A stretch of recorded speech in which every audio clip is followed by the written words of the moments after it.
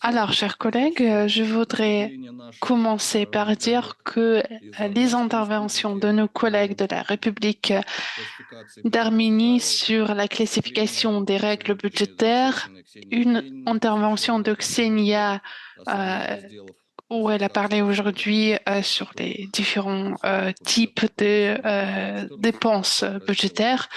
Donc, on a normalement 14 types, mais elle a proposé 5 types avec une analyse profonde et j'espère que notre intervention avec Nathalie Achache serait une sorte une partie, ferait partie de ce bloc dédié au budget au sein de notre séminaire. Donc, est-ce que je voudrais parler aujourd'hui? Pour commencer, la situation géopolitique courante est caractérisée par une fragmentation significative des relations économiques internationales. Et dans ces nouvelles conditions, le processus de globalisation est en train de changer. Il y a certaines personnes qui pensent qu'il s'est arrêté complètement et qu'il y a une réorganisation des liens financiers et économiques. D'autres personnes considèrent que c'est une sorte de pause avant une nouvelle étape. Mais en tout cas, il faut attirer l'attention sur le fait que cette situation économique qui a évolué, elle a produit des nouvelles stratégies de politique budgétaire de presque tous les pays. Et en suivant les propositions, les idées de nos collègues, nous voudrions proposer 3 types de stratégies budgétaires. C'est une stratégie adaptive ou réactive, stabilisante ou proactive, et une stratégie de percée budgétaire. Voilà, notre recherche est axée sur cette classification, mais nous nous sommes surtout intéressés à la question de l'analyse, à l'analyse de budget, le budget fédéral de la Fédération de Russie, le budget du gouvernement central, parce que comme vous savez, en Russie, il y a 3 niveaux. Euh, donc, il y a le niveau du budget fédéral, les budgets régionaux et également les budgets municipaux, donc plus locaux. Et à propos, dans son intervention, Ksenia a agrégé tous ces budgets dans une sorte de budget consolidé pour faire ses estimations. Alors nous, on va seulement traiter du budget fédéral dans le cadre de notre intervention. D'autre part, on va s'attarder sur le budget de la République française. Et ce qui est intéressant pour nous, c'est de comprendre quelle est sa structure, quelles sont les priorités pour le gouvernement français en ce qui concerne la distribution des ressources reçues par le gouvernement central. Nous comprenons bien sûr la différence entre l'organisation en fédération de la Fédération de Russie et l'État plus centralisé, comme c'est le cas dans la République française. Donc, tout d'abord, quelles sont quelques idées préliminaires et les idées sur la base desquelles le budget fédéral russe pour 2024 a été proposé. Premièrement, c'est quelque chose qui a été souligné par plusieurs ministres et chefs de gouvernement, c'est que pour les cycles budgétaires prochains, la pression exercée par les sanctions et par d'autres restrictions de la part de certains pays sur la Russie et en même temps les contre-mesures prises par la Fédération de Russie, cette pression va être présente. Donc, le budget est proposé jusqu'à l'année 2026. On a proposé une croissance stable du PIB global, mais également une croissance de l'inflation globale mondiale. Et finalement, le troisième point, c'est la réduction des revenus des importations nationales et l'affaiblissement du rouble. Voilà les 3 idées qui ont servi de base pour le budget de la Fédération de Russie pour cette année et pour 2 années suivantes.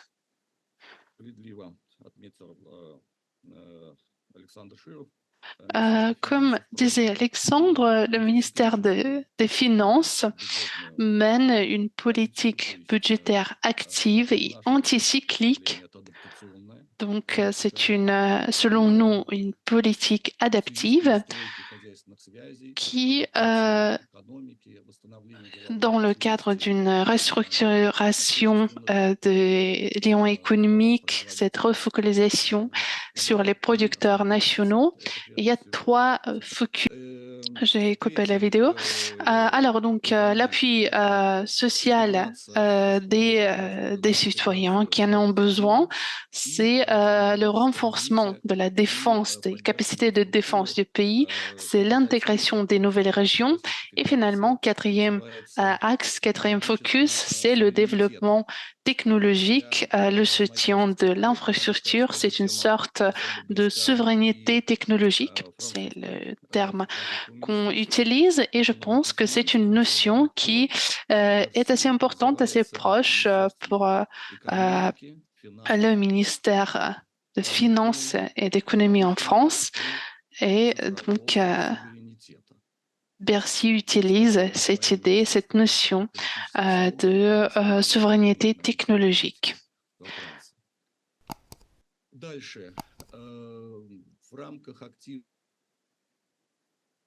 Ensuite, je pourrais ajouter que voilà, dans le cadre de cette politique anticyclique active, la base doit être une croissance durable et stable de l'économie qui pourrait soutenir la politique budgétaire en ce qui concerne l'assurance d'un environnement stable économique et une transformation plus rapide de structure en ce qui concerne le rapport entre les revenus et les dépenses. Dans les années prochaines, on pense que les dépenses du budget fédéral vont s'accroître. Jacques a posé une question sur la charge d'impôt et on lui a répondu que ce sera 34% du PIB au budget consolidé. Donc, en fait, on a plusieurs estimations aujourd'hui parce qu'il y a une partie des données qui n'est pas vraiment prise en compte et les estimations varient de 28% jusqu'à 44% en fait. Mais cette variante de 34% proposée par Xenia, je pense que c'est assez raisonnable, c'est assez juste. En tout cas, on peut y arriver par des calculs. Cela veut dire que dans le prochain temps, on peut s'attendre à une augmentation des dépenses publiques et je pense qu'on va même dépasser la prévision pour les années 2024 à 2026. Ici, je vous présente la structure des dépenses du budget fédéral sur la base du code de budget. Il y a 14 secteurs, 14 lignes principales. Ici, les noms, les titres sont un peu différents et l'ordre est un peu différent parce qu'ils sont mis en ordre en fonction du volume des dépenses. Et les dépenses liées à la défense nationale correspondent à presque 30% des dépenses budgétaires, 29,46%. Je dois être plus précis, dont 2,2 trillions de roubles sont des dépenses ouvertes et presque 9 trillions constituent les dépenses secrètes du budget fédéral. Un autre point important, c'est la croissance des dépenses liées à la politique sociale, c'est la deuxième ligne. Et certains experts se posent la question ici, mais quel modèle statistique a été utilisé pour ce calcul? Parce que certains experts crois que si le standard international des calculs budgétaires, les pensions militaires et les différents paiements pour les militaires, ils doivent passer dans cette ligne de défense nationale. Alors que en Russie, ce n'est pas quelque chose qui est évident. Je voudrais également ajouter qu'une autre priorité, si on regarde toujours ce tableau, parmi les priorités des dépenses budgétaires, on peut voir donc la défense nationale, la politique sociale, l'économie nationale et la sécurité nationale. Donc, la défense nationale, ce sont les dépenses du ministère de la Défense, alors que la sécurité nationale, c'est le ministère de l'Intérieur et quelques autres ministères et agences. Je voudrais également souligner que si l'on regarde ce graphique, afin de répondre aux besoins de l'économie nationale, on prévoit une croissance de la dette antérieure, de la dette publique antérieure, parce que les emprunts extérieurs, les emprunts avec des acteurs internationaux étrangers ne sont pas disponibles à la Russie et pour accroître les dépenses budgétaires, on a besoin des emprunts et cela constitue la dette antérieure de la Fédération russe qui commence à augmenter assez rapidement. Mais comme nous savons ici, ce n'est pas le chiffre absolu de cette dette qui est important, mais il faut répondre à la question si l'économie nationale peut servir d'une façon efficace et stable cette dette nationale. Et il n'y a pas longtemps, on a eu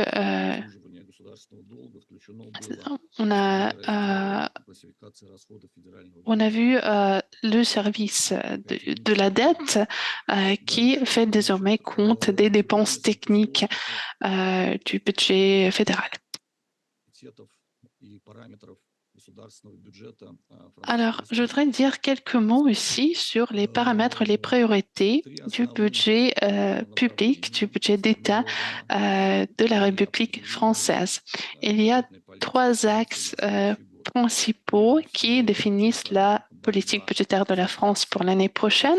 Tout d'abord, c'est la lutte contre l'inflation et cela suppose la préservation ou la croissance de la capacité de paiement de la population. Et je pense que cette formulation est très différente de ce qu'on comprend dans cette action en Russie. Ensuite, c'est le changement de la situation géopolitique et la France est toujours à l'avant-garde de la transition écologique et le ministre de l'écologie de France disait que la France a été le premier pays à créer un budget vert et ça reste un axe important de la politique budgétaire de la France. Et troisième axe, c'est la réduction du déficit public parce que le budget de la France est depuis quelques années en budget déficitaire. Donc l'idée, c'est d'augmenter l'efficacité des dépenses publiques. Ça reste toujours en focus du gouvernement et du Parlement français. Juste quelques mots sur une prévision macroéconomique pour la France pour l'année 2024. La croissance du PIB serait autour de 1,4% comparé à 1% en 2023. L'inflation sera réduite et se stabiliserait au niveau de 2,6% comparé à 4,9% l'année passée. Le gouvernement va continuer ses efforts visant le contrôle des dépenses publiques. Voilà pourquoi, grâce à cette action, le déficit budgétaire devrait devrait tomber à 4,4% du PIB comparé à 4,9% du PIB en 2023. Le coefficient des dépenses publiques devra être réduit pour s'élever à 55,3% du PIB comparé à 55,9% en 2023. Un autre point important, en 2024, les apports fiscaux nets doivent augmenter et s'élever à 3 419 milliards de l'euro. Les revenus de l'impôt sur revenus devraient être au niveau de 94,1 milliards d'euros et les revenus de l'impôt sur les entreprises, 72,2 milliards d'euros. Ici, je donne peut-être plus de chiffres qu'il nous faut pour cette réflexion, mais je pense que tous ces chiffres démontrent le niveau de détail du budget français, donc de cette loi sur les finances qui a été présentée au Parlement.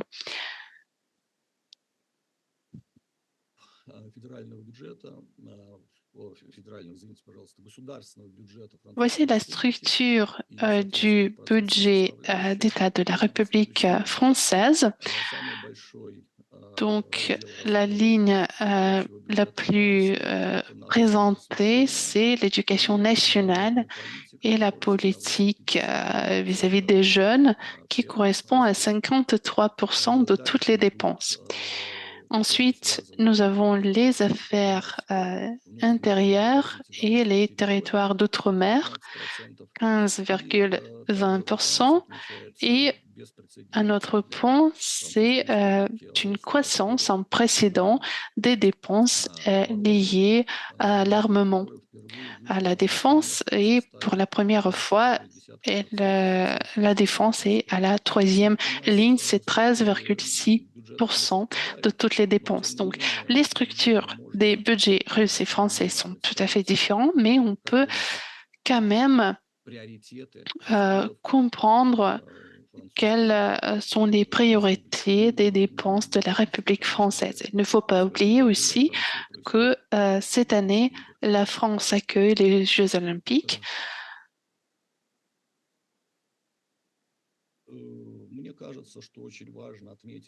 Je pense qu'il est très important de souligner que une des priorités des dépenses budgétaires de la France, c'est l'éducation nationale et la politique vis-à-vis des jeunes. Historiquement, c'est une ligne de dépenses budgétaires qui est très importante. Elle est liée à la façon centralisée du développement du budget central de la France, parce que c'est ce budget-là qui va financer les écoles, par exemple, alors qu'en Russie, dans sa majorité,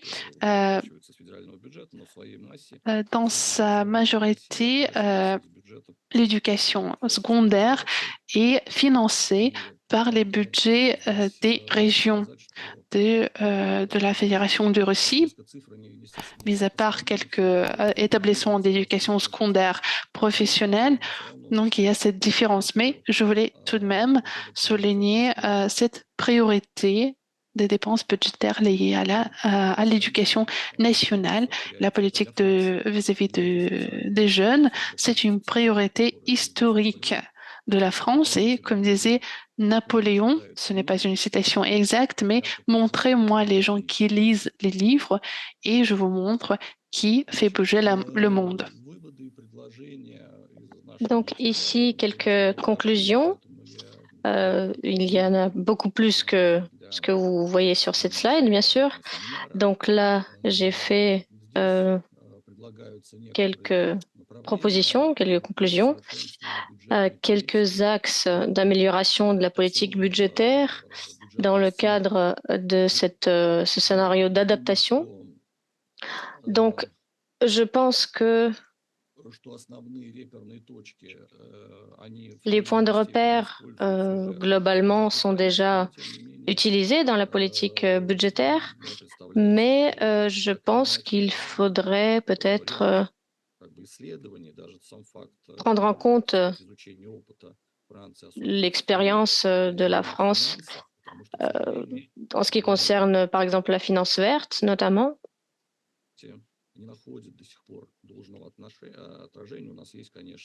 Parce que pour l'instant, nous n'avons pas. Alors, nous avons quelques projets nationaux liés à l'écologie.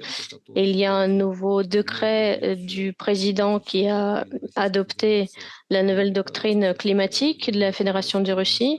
Mais je pense que pour l'instant, pour le budget fédéral, l'agenda écologique n'est pas encore une priorité autant qu'en France, en tout cas. Et donc, c'est comme cela que je voudrais conclure mon propos. Donc, ici, vous voyez les ressources que j'ai utilisées. Et merci beaucoup de votre attention.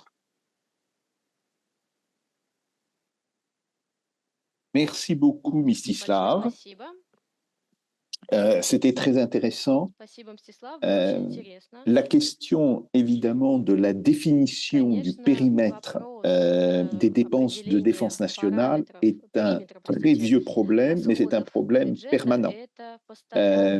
Si on compare, par exemple, les États-Unis et la France, on voit que ce n'est pas du tout la même chose.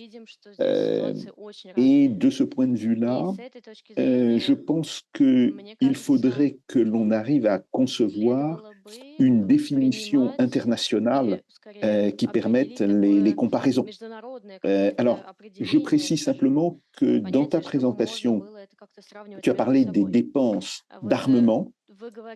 Ce n'est pas exactement ça. C'est le budget de la défense nationale et ce budget inclut les soldes et les salaires des personnels civils rattachés au ministère de la Défense nationale.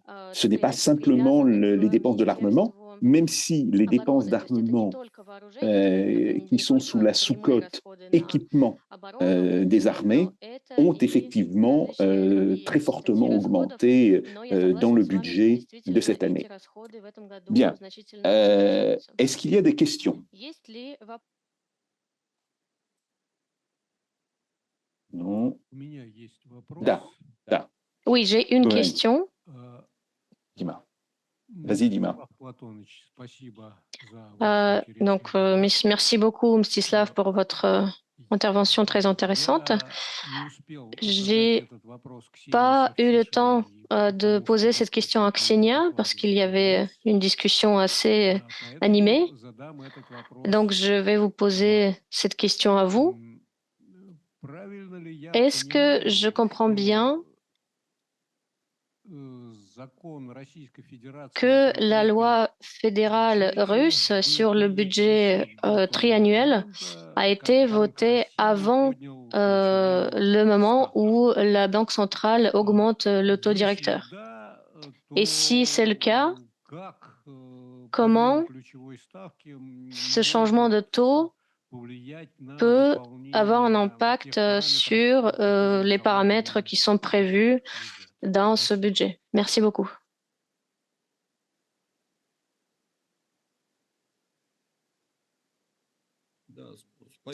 Oui, merci beaucoup. Chers collègues, merci pour vos questions. Donc, Jacques, effectivement, ce que vous avez dit sur les soldes, les salaires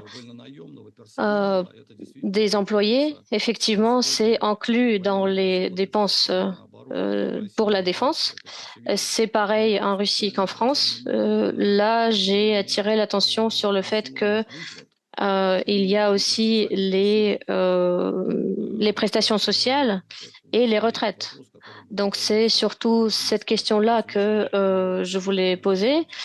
Et effectivement, on ne parle pas des salaires des militaires. Mais ensuite, en ce qui concerne la question de Dmitri, le taux de la Banque centrale, il est augmenté assez régulièrement pendant ces 8 derniers mois, on peut dire. Donc, il a été augmenté 6 ou 7 fois, je crois. Et vous savez également que récemment, Madame Nabiulina a dit que ce n'est pas exclu que ce taux de 16% serait diminué au deuxième semestre de l'année. Donc, je pense que cette variation de taux a été prise en compte dans le budget, et surtout sachant que les entreprises se plaignent en fait de cette inaccessibilité de crédit et de prêts. Effectivement, la question que je n'ai pas eu le temps de poser à nos collègues, notamment nos collègues arméniens, c'est la question de savoir où a-t-on un lien ou une règle dans les règles budgétaires quand on arrive à un taux d'investissement public qui dépasse le taux d'investissement privé. Donc, je pense que c'est quelque chose qui peut avoir un impact assez négatif au long terme.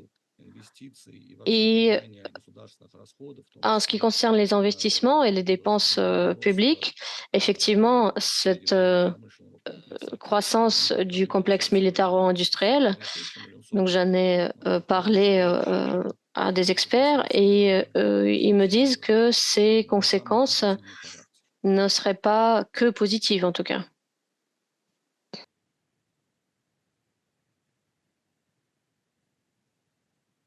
Merci. Bien. Y a-t-il une autre question? D'accord. Vas-y, Hélène. Voilà. Alors, j'ai une petite question qui est liée à la question de Dimitri à propos de la loi de finances qui a été votée donc, au Parlement en France. Je pense quand même que les choses ne sont pas passées si facilement. Le Parlement ne l'a pas vraiment voté, à ma connaissance, en totalité. Il y a eu une procédure mise en place par les autorités publiques pour faire passer cette loi de finances sans l'accord du Parlement. Donc peut-être que Mississa pourra nous expliquer ça et la portée de ce point de vue. Ça veut dire que tout n'est pas partagé par la totalité des personnes qui ont été élues par la population française. Le deuxième point, c'est quelque chose qui m'est apparu aussi hier dans les présentations. Je me suis demandé pourquoi, d'un point de vue macroéconomique, face à un accroissement des dépenses sociales des administrations publiques, tant en France qu'en Russie, on n'a pas le même type d'effet sur la croissance. Est-ce que c'est lié à des multiplicateurs différents? Et je pense que c'est une question qui mériterait un intérêt parce que l'écart est tellement important qu'on pourrait déceler certaines contradictions, peut-être dans une politique qui est finalement un peu la même vis-à-vis des dépenses sociales.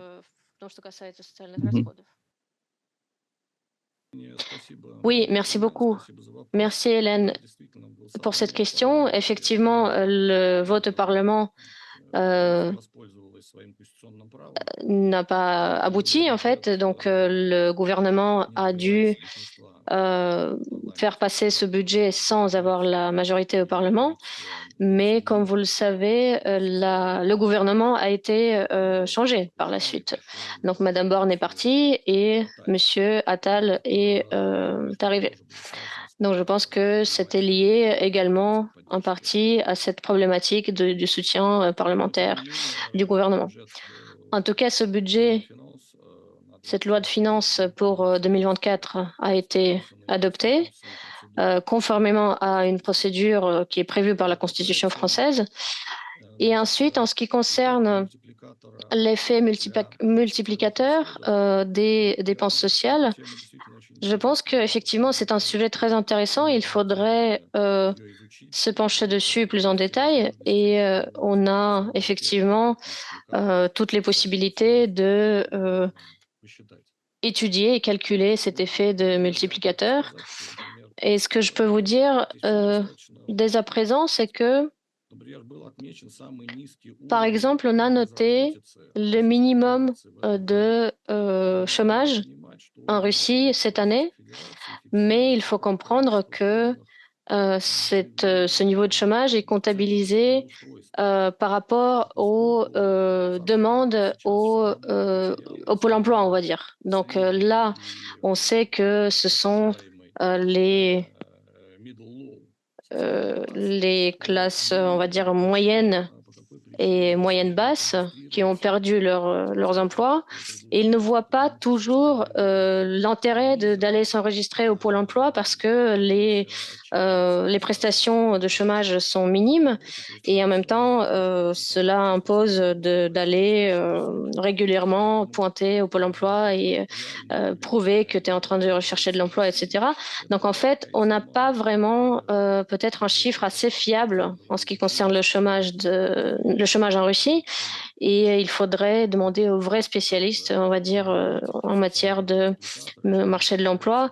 Donc c'est peut-être un peu lié à cette différence. Donc en France, il y a plus de personnes en tout cas qui veulent être enregistrées au Pôle emploi qu'en Russie.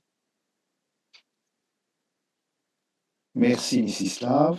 Je propose que l'on passe donc maintenant à la deuxième présentation d'Elena Ardinskaya et de Marina Cherkoviets sur l'évolution des budgets de la population.